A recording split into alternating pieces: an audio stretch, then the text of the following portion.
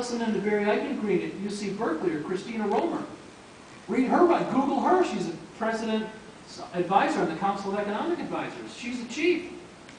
Well, if you look at the Depression and the closed systems model, she says, if you have tariffs, people will buy more goods made in the U.S. Oh my God. And she sits next to the president. You got to fix this. You really do. If I wasn't laughing, I'd be crying. Thank God I got many of my investors out last summer. How many people were you here in the summer in the June speech? Hands? Anybody? I warned you. I warned you. They came in here and said, "Oh no, this is nothing." And a V-shaped recovery. Oh, be lucky if this thing recovers by 2013 if they raise your taxes. Next slide, please. What prolonged the Depression? National Industrial Recovery Act, wage and price controls. Well, what happens? You can't have deflation. Let's have inflation. Let's keep everything high. Well, whether it's housing or the markets, if it's too high, it's got to go low. It's got to go low. 14,000 enforcers to regulate business. This was ruled unconstitutional by the Supreme Court in 1935. Hey gang, if you would have fired me as CEO of GM, I wouldn't have left. You can't do that. Bondholders don't vote. You don't own one share. It's a public company. I'd be in court that day. There are some things that you cannot do. This, and this is up to you, and it is, it's just, only you will do this, because only you're going to get the information. This is still a republic. You can't do that. It's unconstitutional. The government can't fire the president of a public company. It has shareholders and a board of directors.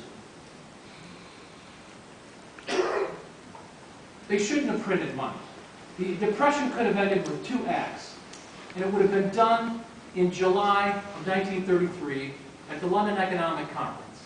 They could have lifted the Smoot-Hawley tariff and gone back on the gold standard. And Roosevelt didn't do that.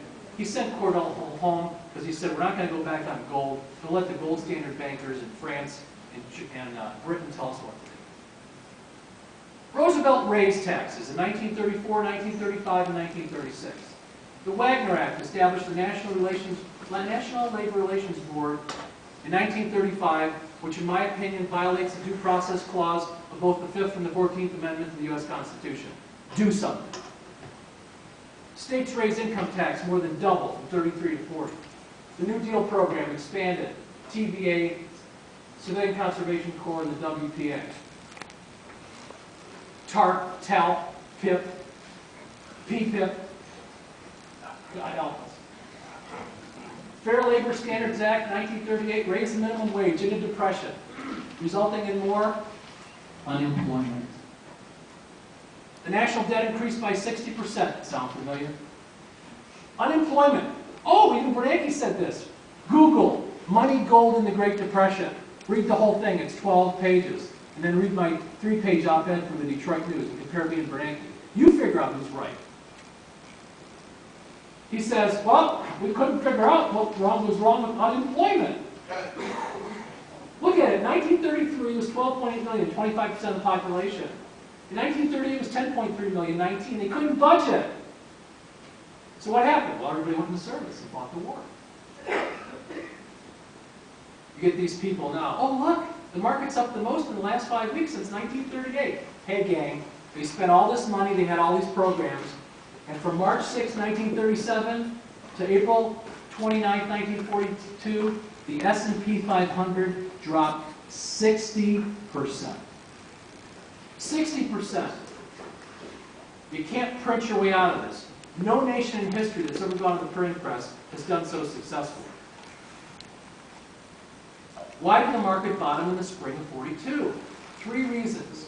Doolittle's raid on Tokyo, the Battle of the Coral Sea, where we stopped the Japanese from going into the Indian Ocean, we lost Lexington, and the Battle of Midway. We sank 4 Japanese first-line carriers, the Hiryu, the Soryu, Akagi, and the Akaga, all present at Pearl Harbor. That turned the tide in the Pacific, and the market, your mind, put a floor in. However, the Dow Jones Industrial Average did not get back to where it was in 1929 until 1954. 25 years. There was no such thing as a 401k or an IRA then. You will not see your Social Security in its present form. GM, Ford, and Chrysler are a foreshadowing of where the United States is in 20 years. It's over. What ended the Depression?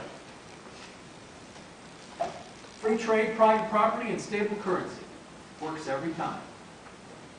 Bretton Woods established the price of $1, $35 an ounce of gold.